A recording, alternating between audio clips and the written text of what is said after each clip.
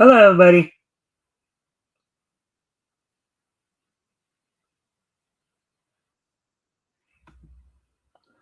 All right, welcome to the Mikestand. Today is, of course, um, Thursday, December the 11th, 2025. So we are now, of course, 2 weeks away from Christmas. So hopefully everybody's having, getting prepared for the holidays.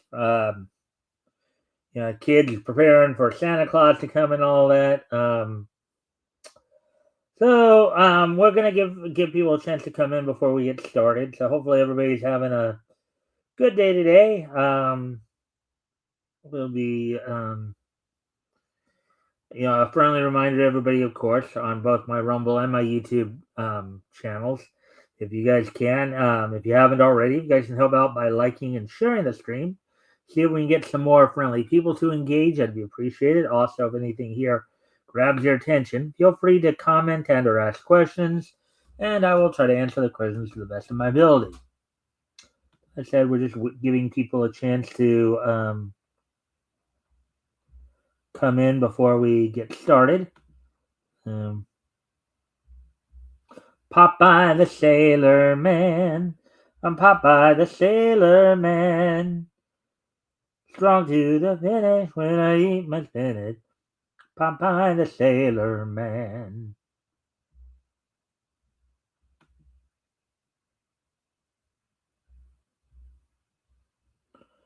Alright, so just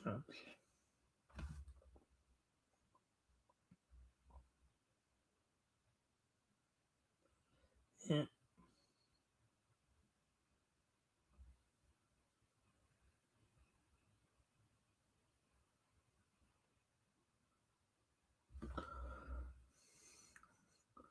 And we're just waiting on people to come in. Let's see. Once we get to the 3 minute mark, then I'll talk about what's on tap for tonight.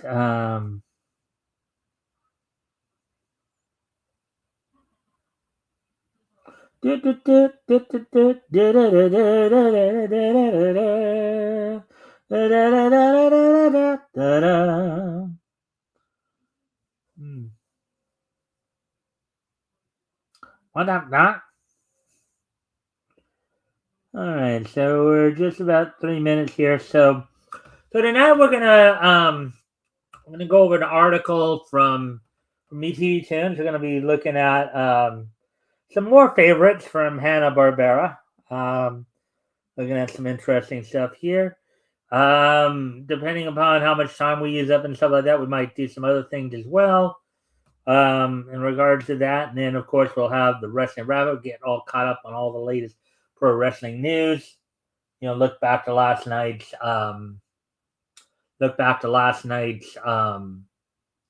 Dynamite. Look ahead to tonight's Impact from TNA.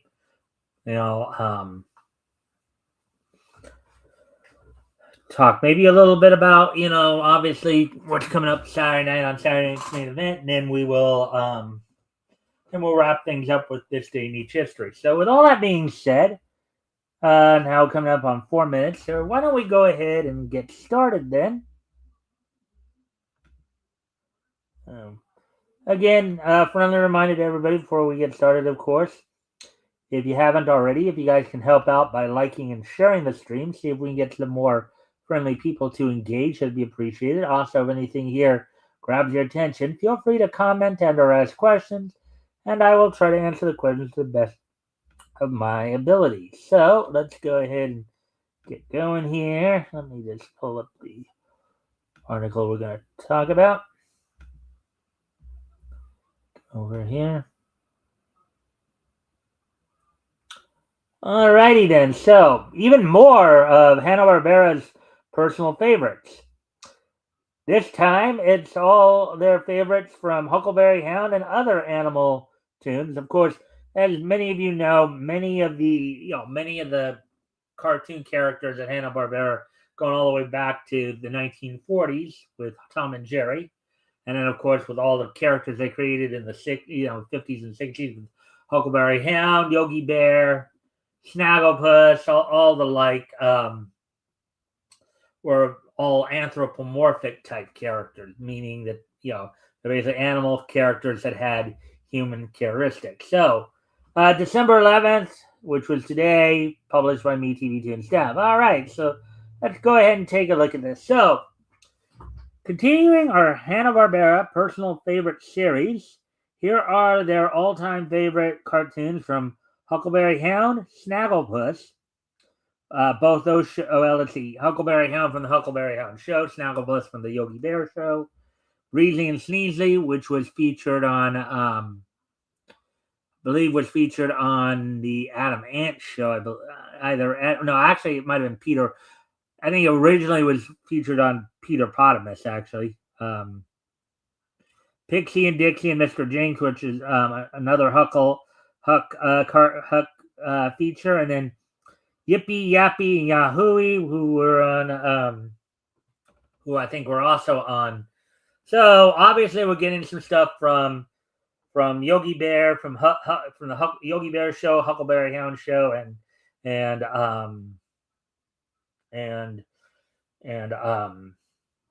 Peter Potamus Show. So let's go ahead and get ready to get into this then.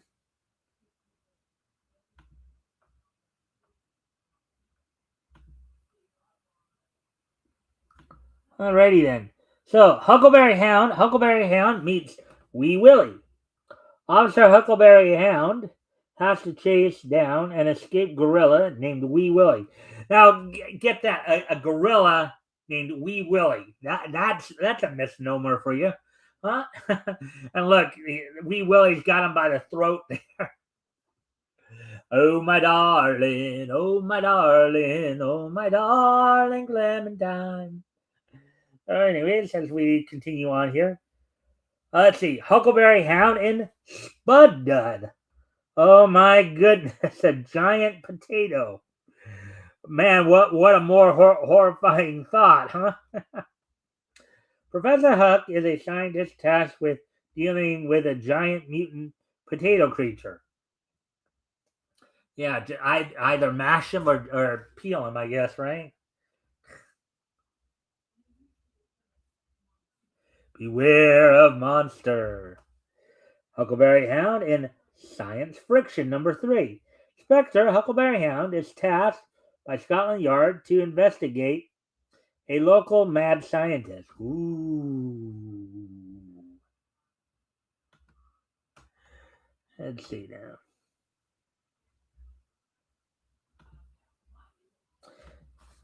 And again, just, if anything catches your attention, feel free to comment and or ask questions. Try to answer the questions to the best of my ability. All right, Huckleberry Hound, Night School. Huckleberry Hound as a knight there. Before Huck becomes a knight of the Round Table and fights a fire-breathing dragon, he has to go to boot camp. You got. Oh wow! Talk about cross-dimensional situation. You got the drill sergeant. He's basically the drill sergeant, like as if he was in the army, but yet he's wearing like the knight's helmet. So let's see. Number 5, Huckleberry Hound, Legion Bound Hound. Huck is the leader of Company B in the Foreign Legion and must chase powerful Pierre across the Sahara Desert. Oh yeah. I've seen that one a few times. That one's interesting. Basically, I think it was what Dawes Butler doing a French accent, basically. And then number 6, Pixie, Dixie, and Mr. Jinx, Cousin Tex. Pixie and Dixie's cousin Tex shows up for a visit and wrangles Mr. Jinx isn't too happy they're being all tied up, is he? Of course, we always get these, Hanna-Barbera always did these kind of regional cousin type. You had Cousin Tex here. You had, of course, in the Tom and Jerry, you had Uncle Tex there as well. For Jerry Mouse,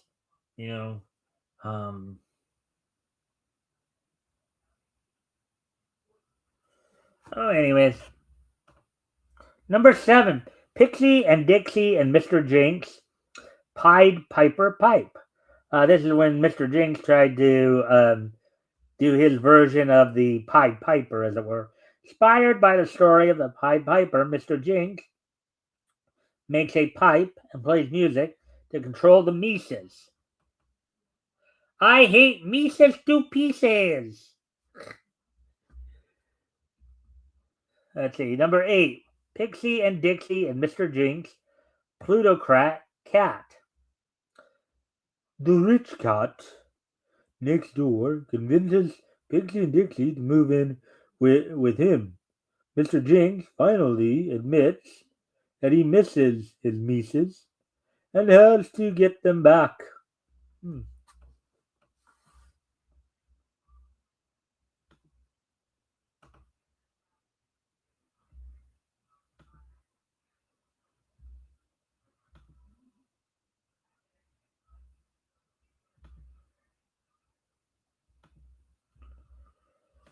All right, so let's see now. Number 8. Number 9.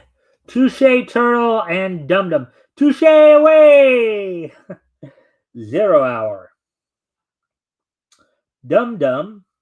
Dum Dum the dog, voiced by the late great Henry Corden, who went on to take over the role of Fred Flintstone in 1977 following the passing of Alan Reed, of course. Dum Dum wants to go to the circus. Touche Turtle says hero business comes first. Luckily, a compromise appears when the circus calls them and asks them to bring back king size bong, their escaped giant gorilla. Not to be confused with the type you smoke, folks. Number 9. Number 10. Touche Turtle and Dum Dum, Lake Serpent. Touche Turtle and Dum Dum are called by Scotland to help them deal with the Loch Ness monster. Wow! Now there's Hanna-Barbera's version of the Loch Ness monster right there. Like really green, and kind of smiling too, huh?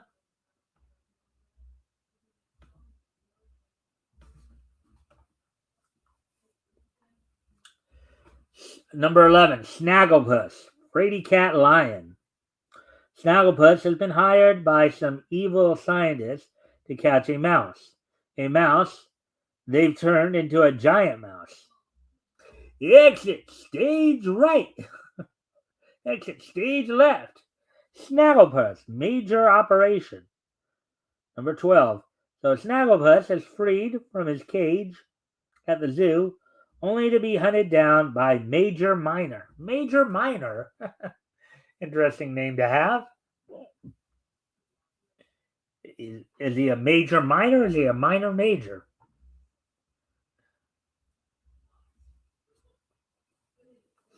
Hmm.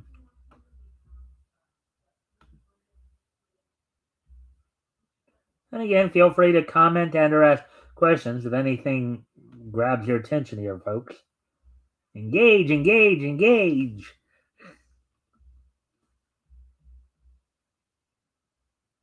Alrighty then. So, anyways, back to the article, of course.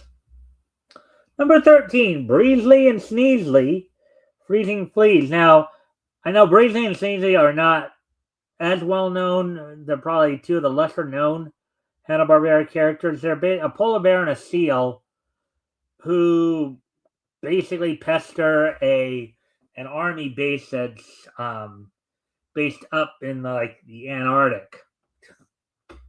Um, um, Colonel Fuzby trains a mean guard dog to keep Breezy and Sneezy off the base. As much like in the case of like Yogi and Boo Boo, Breezely, of course, acting kind of like the smart aleck bear, trying to sneak onto the base and have his fill of the mess hall, as it were, trying to get free food from there. Number 14, Breesley and Sneasley, Stars and Gripes. Breesley wants to go to the military ball, so his fairy godmother appears and gives him a military suit so Colonel Fuzby won't catch him. Yeah, like in reality, dressing a polar bear up in a military uniform is going to make that much of a difference. I mean, the nose and mouth itself is going to probably call attention. Hey, that's a bear. But then again, of course, maybe up in the north there, maybe they'll do like what Duke did in that one episode about the Aurora Borealis and said, as far as I'm concerned, that polar bear can sleep wherever he wants. Number 15, Yippee, Yappy, Yahooey, Outlaw and Law.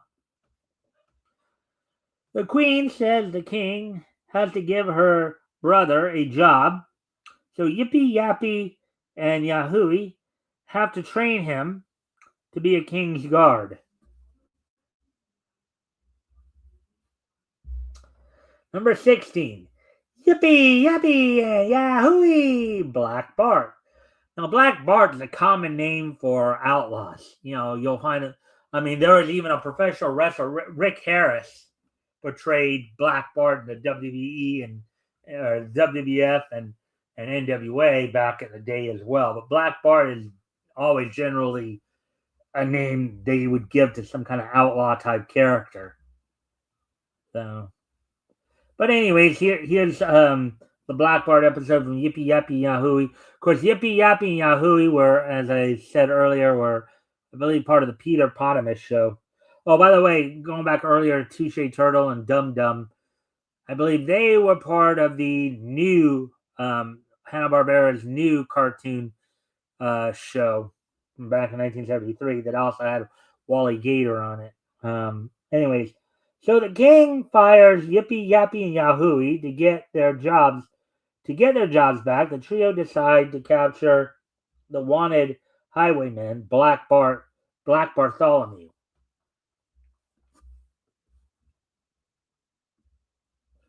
Number 17, Yippee Yappy and Yahooey, the volunteers. The King brings in a new sergeant to whip the goofy guards into shape.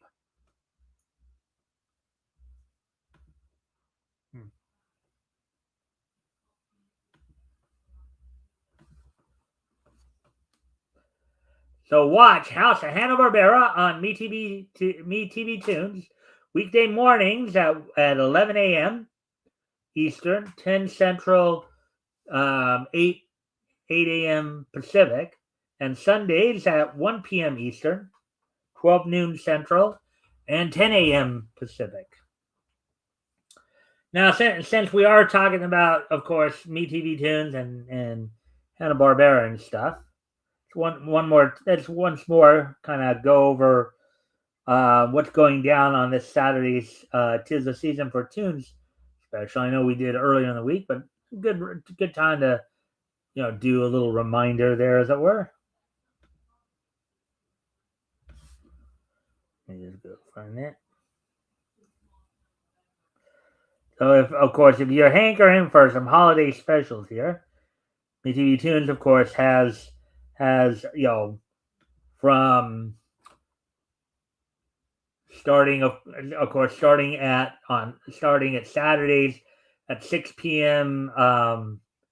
Eastern, 5 Central, 3 Pacific, going until like 8 p.m. Eastern, 7 Central. Basically both blocks end at 8 p.m. Eastern, 7 Central, 5 Pacific. And Sundays starting at 5 p.m. Eastern, 4 Central, 2 Pacific.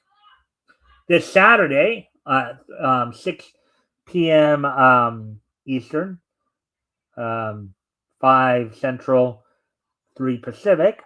The Scooby-Doo Where Are You episode, That Snow Ghost, where a ski trip turns spooky for the gang.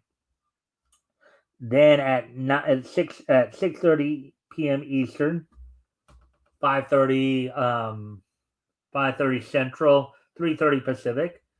of course, the classic holiday special, the new Scooby-Doo Mysteries episode, the Nutcracker Scoob, where Scooby and the gang help an orphanage deal with the threatening Mr. Nickleby and a ghost at Christmas.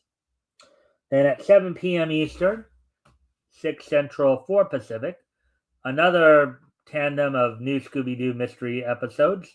This time not taking up the whole half hour, but taking up, basically 2 episodes.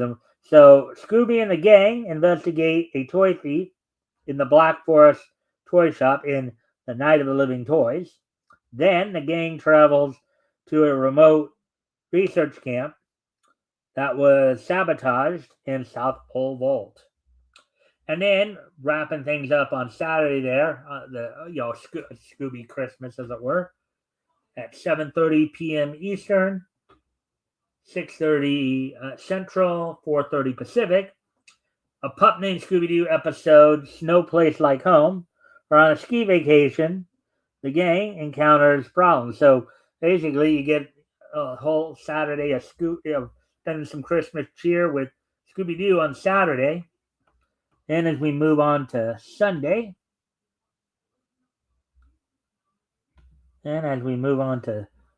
here, at 5 p.m. Eastern, 4 Central, 2 Pacific, the MeTV Toon special, Stingiest Man in Town, which of course is an adaptation of A Christmas Carol. Then follow that up at 6 p.m. Eastern, 5 Central, 3 Pacific on Sunday. Oliver and another MeTV Toon special, Oliver and the Artful Dodger, which will last for an hour and a half. Oliver and Dodger team up to help the young kids of London, and then at 7:30 p.m. Eastern, another MeTV Toon special. This one I talked about the other day. A Christmas. This one's a 1971 version that was done by Chuck Jones, A Christmas Carol. Kind of more of a more surreal feel to it. An adaptation of A Christmas Carol. An old bitter miser is given a chance for redemption when spirits visit him on Christmas Eve. All right, then. So all we got for that. So let me see what time it is now and see. 23 minutes in. Let me just check something because I think I wanted to, depending upon how much they got on the matter. That was something I wanted to. That's something I wanted to try to check out here.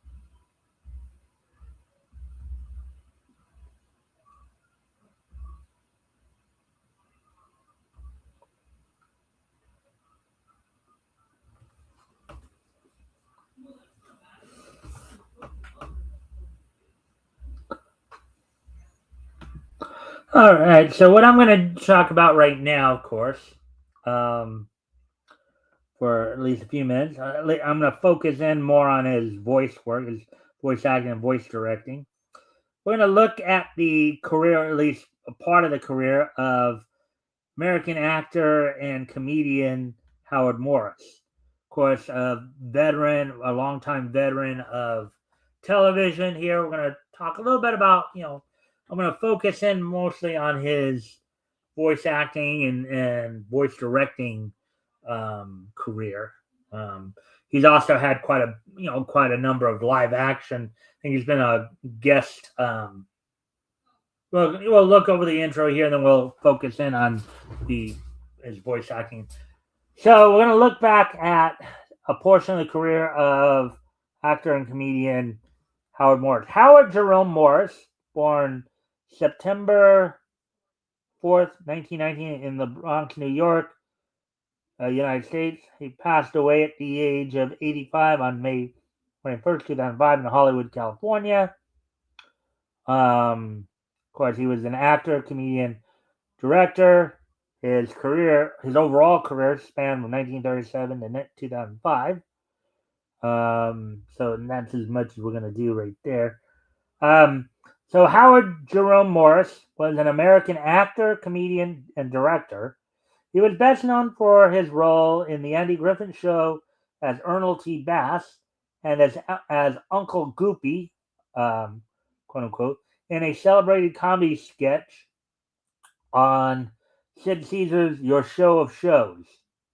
He did voices for television shows such as The Flintstones, 1962 to 65, The Jetsons, 62 to 87, The Adam Ant Show, where he was the titular character of Adam Ant, from 1965 to 66, Garfield and Friends from 1988 to 1994, and Cow and Chicken. Wow, he even was Cow and Chicken too. Wow. Quite a long career just in the voice acting too. So anyways, as we said, we're going to look at his voice acting and voice directing career. So Morris was first heard in animated cartoons in the early 1960s. He and Alan Melvin, who provided the voice of Magilla Gorilla in 1965's The Magilla Gorilla Show. Of course, they were obviously opposite of each other because it was the Adam Ant and Secret Squirrel Show. So sorry. Teamed up for a 50-episode King Features Syndicate series, Beetle Bailey, for which he and Melvin co-wrote a number of episodes. He provided the voice of Gene Deitch's Academy Award-winning Monroe, about a 4-year-old boy who was drafted into the Army. Wow. Oh. A 4-year-old getting drafted in the Army. That's interesting. Beginning in 1962, Morris played a variety of voices in many Hanna-Barbera series, including the Jetsons as Jet Screamer, who sang the Eep, Op, Ork, Ha-Ha, Eep, Op, Ork, Ha-Ha, Eep, Op, Ork, Ha-Ha, that means I love you song. And rather, it's said to be Morris's first work for Hanna-Barbera and the Flintstones. He was the original voice of Adam Ant and provided the voice of Mr. Peebles in the Magilla Gorilla Show, where again he starred opposite Alan Melvin right there. Coming up once again with Alan Melvin, who performed the voice of Magilla.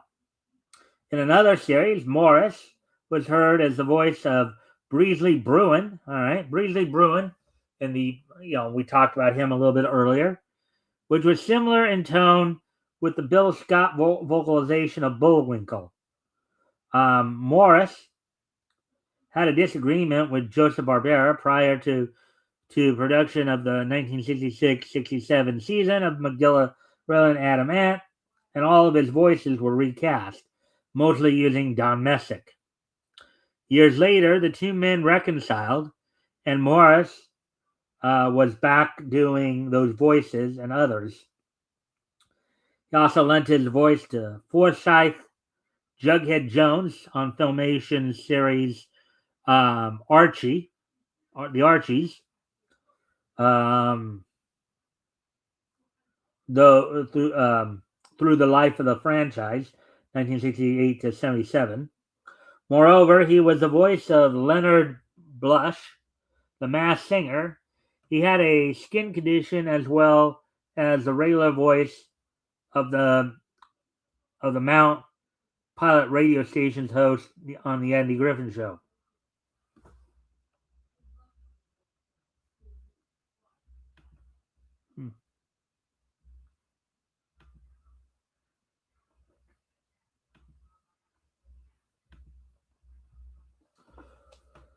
Morris also voiced the characters of Professor Eisenstein and Luigi Bouncy in the animated series Galaxy High. He voiced Major McCheese and later the Hamburglar, in parentheses, taking over for Larry Storch in 1986, in McDonaldland ad campaign for McDonald's, which Morris also directed. He provided the voice of Wade Duck in the U.S. Acres segments of Garfield and Friends, and voiced Webley in Bobby's World and Flem in Cow and Chicken. Morris supplied the voice of the koala in TV commercials for Qantas from 1967 through 1992, saying the tagline, "I hate Qantas," and voiced Gopher in Disney featurettes Winnie the Pooh and the Honey Tree, and Winnie the Pooh and the Blustery Day. Also in 1989, he voiced a French gangster cat named Monte Desar, Fat Cat's cousin, in an episode of Disney's Chippendale Rescue Rangers episode Le Perfect Crime. He also voiced Squawk in 1982's Tom and Jerry the movie. And aside, of course, from voice acting, he, of course, did some voice directing, too. So we'll take a quick peek at that. And we'll probably get ready to move on to the wrestling wrap-up after that. Voice directing. While Morris continued to make himself available for voice and sound effects, he also began a new career in voice directing. Among the projects he directed are Police Academy, Richie Rich, Bionic 6, Going Coconuts, Pole Position, Galaxy High, The Snorks, A Mighty Orbots, Rose Petal Place, The Dogfather, Dragon's Lair, Tom and Jerry, the movie, Turbo Teen, Little Clowns of Happy Town, Space Stars, and Kid Video. All right, so that's all we'll do there. Again, just focusing on his voice work. But there was another voice actor too who had a very similar situation. I think Pinto Colbeck had a very similar situation where he had a disagreement with Walt Disney for Disney, would eventually reconcile and go back to work for him. But anyways, so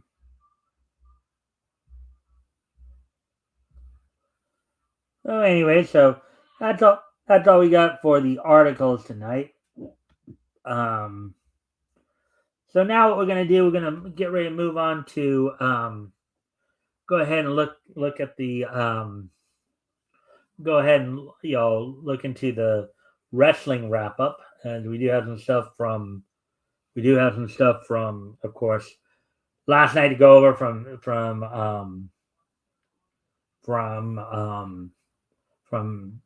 Dynamite, as well as looking ahead to tonight's Impact and possibly Ring of Honor as well. I don't know if Ring of Honor will be on tonight or not. I know they had their last pay-per-view. What was it, like just past weekend?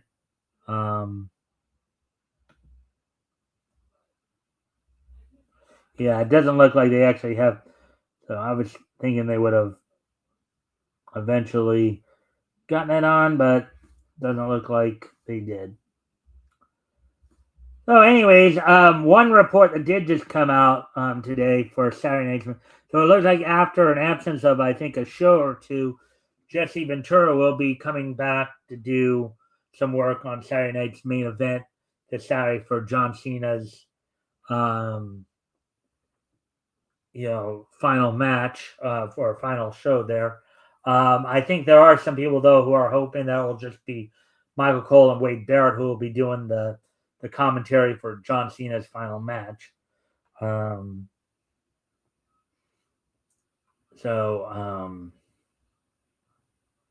Anyways, looking ahead now back to last night's Dynamite, as of course they continue to build towards towards World's End and at the end of the month here. Saturday, December 27th. So last night, AEW Dynamite had their Winners Coming event, the day one of a 2-day taping there, where they also will have the Collision Winners Coming event on Saturday. That'll be airing Saturday. But on last night's Dynamite, Winners Coming, from College Park, from the Gateway Center Arena at College Park in College Park, Georgia, with Bryan Danielson, Excalibur, and Tony Schiavone on commentary, and of course Don Callis at certain points joining them. Of course, we got some more, Continental Classic action going on. So the opening match saw the finals of the finals to crown the first ever AEW Women's World Tag Team titles. These have been titles that people have been wanting to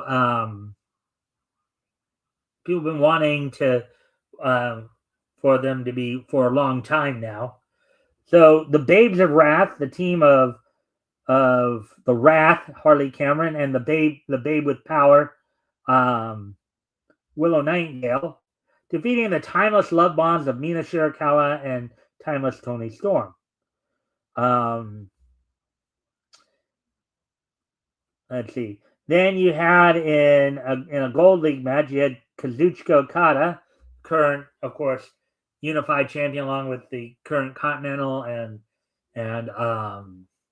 international champion, earning another 3 points, bringing up to 6, defeating Jack Perry, who was just inserted in a tournament to replace the injured Darby Allin, one pillar basically replacing another, in just under 13 minutes. In a tornado tag match, Hangman Adam Page and Swerve Strickland, both former AEW World Heavyweight Champions, defeated the Ops duo of Powerhouse Hobbs and Katsuyori Shibata. And then in another Gold League match in the Continental Classic, Speedball Mike Bailey earns his first point as he defeats Kyle Fletcher. Kyle Fletcher more recently dropping the TNT title to Mark Briscoe.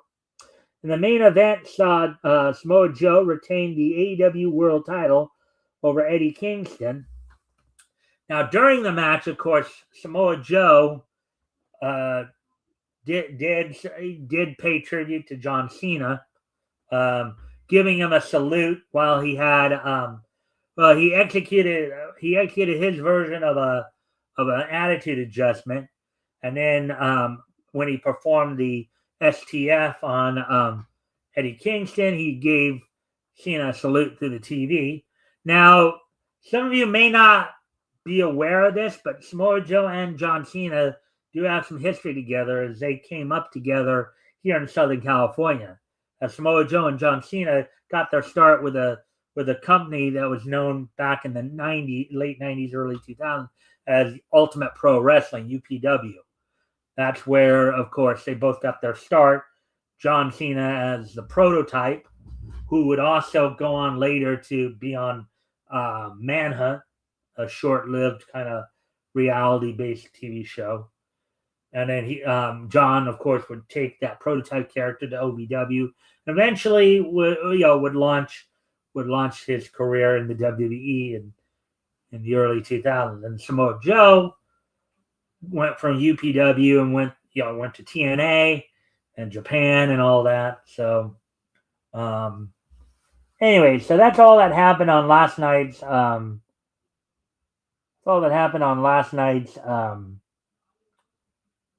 Dynamite. So now we're going to look ahead to tonight's. We're of course going to look ahead to tonight's Impact. On tonight's Impact, coming from the El Paso County Coliseum in El Paso, Texas, on Access TV, and starting in January, TNA will be moving to AMC as they picked up a new television deal with AMC, which they'll be starting in January. There's some mixed feelings about it. Of course, you have Todd Hannafin and Matthew Renoir on commentary. In a 6-way number one contendership match, the TNA X Division champion, you'll have Ryan Nemeth, the Prime, Cedric Alexander, Jake Something, Desmond Xavier of the Rascals, Jason Hotch of the Great Hands and Order 4, BDE, all competing for a shot to become the next person to challenge Leon Slater for the TNA X Division title.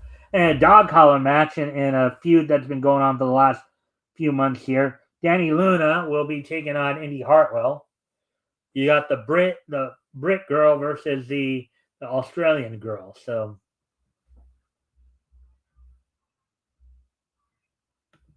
from the looks of it, looks like that's all that there is going on right now, of course. Well, of course, tomorrow we'll go over the results of the Impact. Look ahead to tomorrow night's we'll look ahead to tomorrow night's oh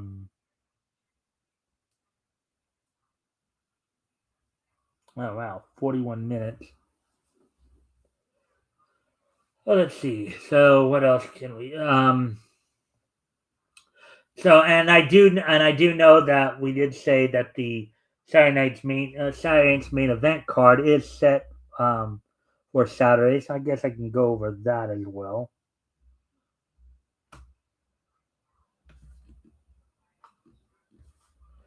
We will try to build up towards that. So at this Saturday night's main event from the Capitol Center in Washington, D.C.,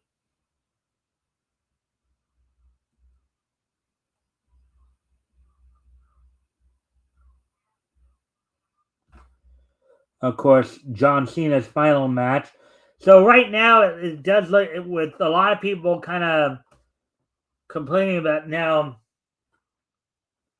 there's been some speculation that John Cena had wanted to open up the show just simply because he wanted to put more of the focus on the younger talent, a way of giving back. But I think there are a lot of people who are saying that if he does that, people are just going to tune out afterwards. They're not going to want to stick around, So, so in the main event, you do have John Cena taking on Gunther. They're looking for a way to. In other matches, of course, in a non-title, in a battle between two champions, WWE Undisputed Champion Cody Rhodes takes on two-time NXT Champion Obafemi. Bayley is set to take on Sol Ruka, and in a match for the WWE World Tag Team titles, AJ Styles and Dragon Lee will be taking on the duo of NXT's Javon Evans and TNA X Division Champion Leon Slater. So that's all that's going on. As we mentioned earlier, of course, Jesse Ventura will be on tomorrow night to be involved in the show after being absent for the last couple of shows. I from what I understand. Let's see. So I think now I'll go ahead and I will move on to this day in Meech history, as today is, of course, Thursday, December the 11th, 2025. So let's go ahead and take a look back at this day in Meech history. So let me just take a quick thing. 19 05 20 and 15. All right. So first off, I'm going to head back 20 years ago. And on this date, 20 years ago, back in 2005.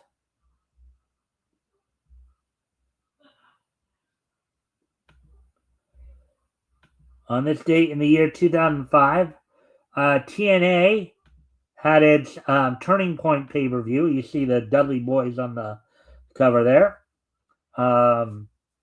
This was the second in the Turning Point chronology. In the main event, saw Jeff Jarrett retain the NWA World Heavyweight title over Rhino. The aforementioned Samoa Joe from earlier retained the X Division title over AJ Styles, another pair of individuals who've had some history with each other, of course, throughout TNA and Ring of Honor and the like. Then in a tag team tables match, Team 3D of Brother Devon and Brother Ray defeated America's Most Wanted of Wildcat Chris Harris and Cowboy James Storm. In a number one contendership match for the NWA World Heavyweight title, Christian Cage defeated Monty Brown, the alpha male. In a six-man tag baseball brawl match with AJ Brzezinski in their corner, team of Chris Sabin, Dale Torberg, and Sanjay Dutt defeated the team of Diamonds in the Rough of David Young, Elix Skipper, and Simon Diamond. And then in an eight-man tag team match, you saw Team Canada of A1, Bobby Roode, Eric Young, and Petey Williams, and Scott D'Amore in their corner, defeat the team of Four Live Crew of BG and Kip James, Conan, and Ron Killings. And in a barbed wire match, you saw Sabu defeat Abyss. And on the pre-show, you saw Lance Hoyt team with the Naturals of Andy Douglas and Shay Stevens to defeat the team of Joe Boland, Joe Doring, and Buck Quartermain. So that's all that went down 20 years ago at Turning Point, 20 years ago for TNA there. Then now let's go ahead and move on to the next piece of niche history. As we move ahead to the year 2015, on this date in the year 2015, as I assumed I'd pull it up, of course.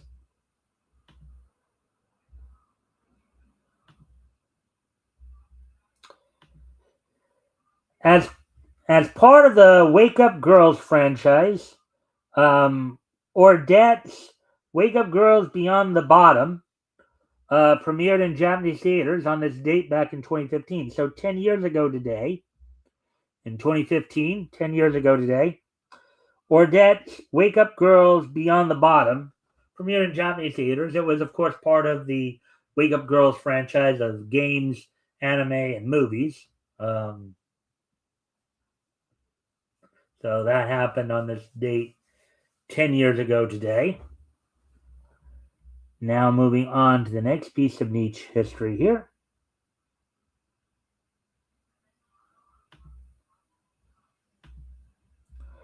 Moving ahead to the year 2019. On this date in the year 2019, as I pull it up,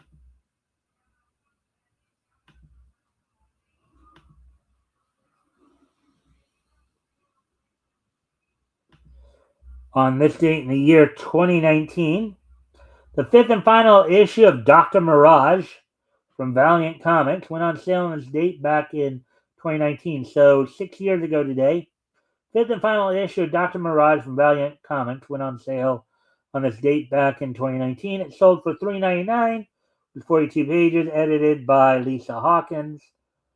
The story was written by Magdalena Vislaggio with Vislaggio, Nick Robles doing the art, David Sharp doing the lettering, and Jordi Belair doing the coloring. So on this date, back in the year 2019, 6 years ago today, fifth and final issue of Dr. Mirage from Valiant Comics went on sale on this date back in 2019. Which, of course, brings us to our final piece of niche history as soon as I grab all that.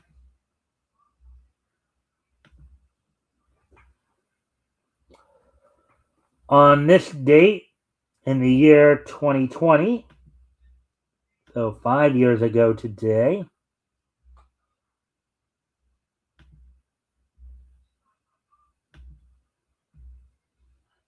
This date 5 years ago today from Nickelodeon Animation Studios, premiering on Nickelodeon. Baby Shark's Big Show premiered on this date on Nickelodeon back in 2020. So 5 years ago today, Baby Shark's Big Show premiered on Nickelodeon.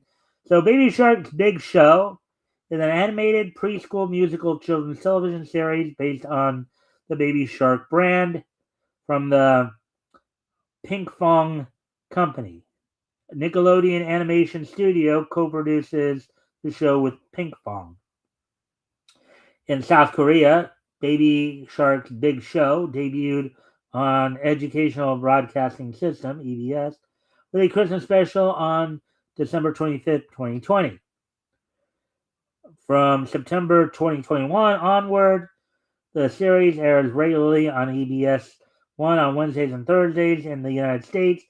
It premiered on Nickelodeon on December 11th. So it actually premiered in the States before it premiered in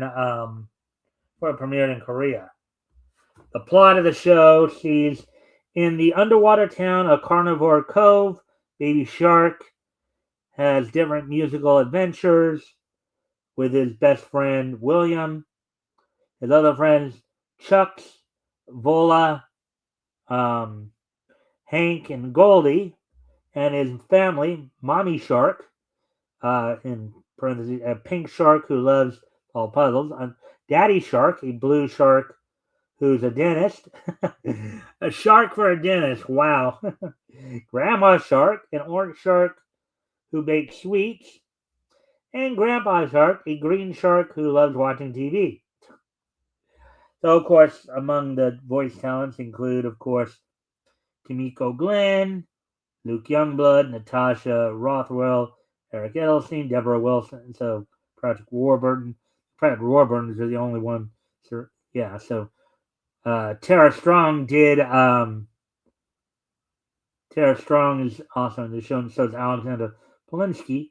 So, anyways, on this date, 5 years ago today, Baby Shark's Big Show premiered on Nickelodeon on this date back in 2020. With that being said, I thank everybody for being here tonight. Hope everybody enjoyed the show. We'll be back here with more Niche News tomorrow. And, of course, we'll get you all caught up on the latest in terms of pro wrestling. We'll look back to tonight's,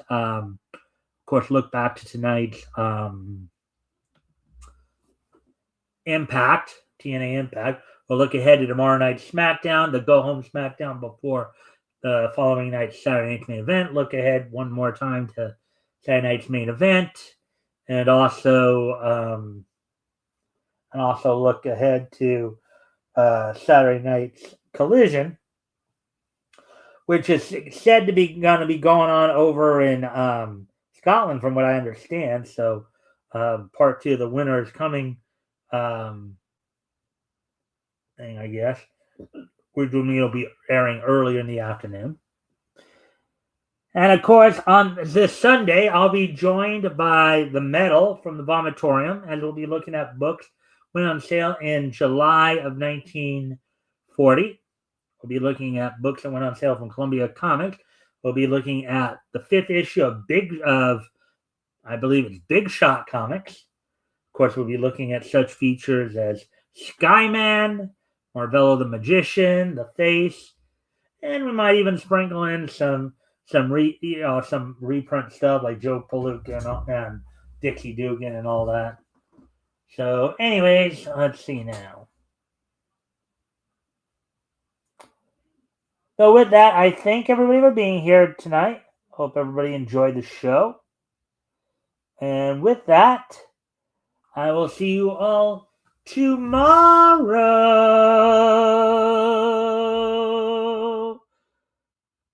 Bye.